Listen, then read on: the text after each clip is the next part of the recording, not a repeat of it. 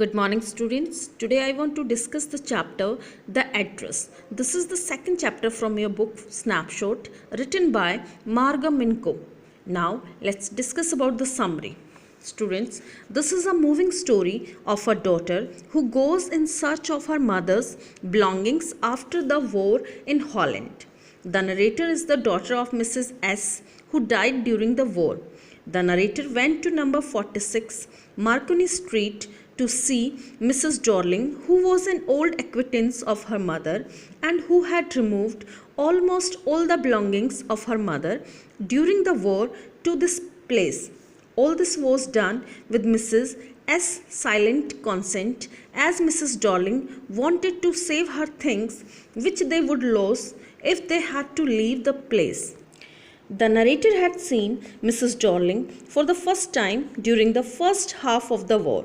She had come home for a few days and noticed the change in the rooms. She missed various things. Her mother informed her that Mrs. Dorling had moved these things to safety and gave her the address, that is 46 Marconi Street. After the war, the narrator visited the address her mother had given her. She remembered Mrs. Dorling clearly. She was a woman with a broad back. Mrs. Dorling looked at the narrator searchingly and showed no sign of recognition. She kept staring in silence. She saw that the narrator, who had recognized her mother's green knitted cardigan, was looking at it. She half hid herself behind the door and refused to see her. She was surprised to see the narrator, who had survived from the war.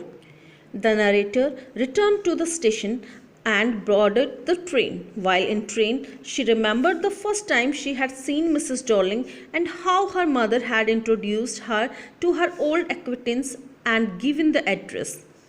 After the first fruitless visit to Mrs. Dorling's house, the narrator visited the place a second time. This time, a girl of about 15 opened the door to her. She asked the girl if her mother was at home. Since she was away, the narrator decided to wait for her. She followed the girl along the passage. The first thing that struck her was an old-fashioned iron Hanukkah candle holder hung next to a mirror. Then they went into the living room. The narrator was horrified, as she was in a room she knew and did not know. She found herself in the midst of things she had so wanted to see again, but which oppressed her in the strange atmosphere. The tasteless way of arrangement, ugly furniture, and the muggy smell all contributed to arouse her these feelings. She didn't have the courage to look around her. She sat down and stared at the woolen tablecloth. As she followed the lines of the pattern, she remembered that it was their tablecloth which had a burn mark that had never been repaired. Soon she found the hole. The girl poured her tea from a white pot which had a gold border on the lid. She opened the box and took out some spoons. The narrator praised the box. Mrs. Dorling's daughter said that it was an antique. They had got lots more, and she pointed around the room. The narrator knew very well which things she meant. She remarked that the cutlery, spoons, forks, and knives are silver. The girl laughed. She walked to the sideboard and wanted to open a drawer. The narrator felt perturbed. The objects linked with her mother aroused memories of her former life.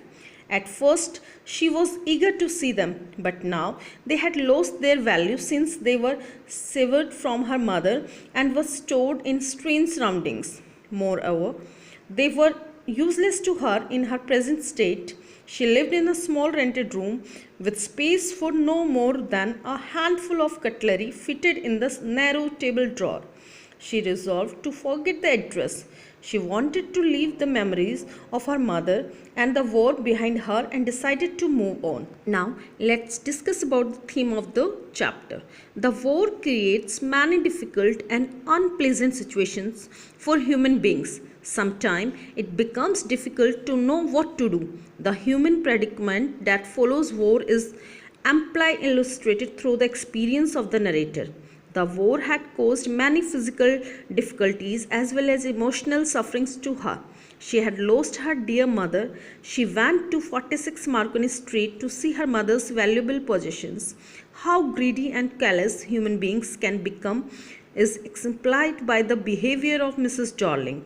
She had stored all the valuable belongings to the narrator's mother, but she refused to recognize the narrator. She did not even let her in.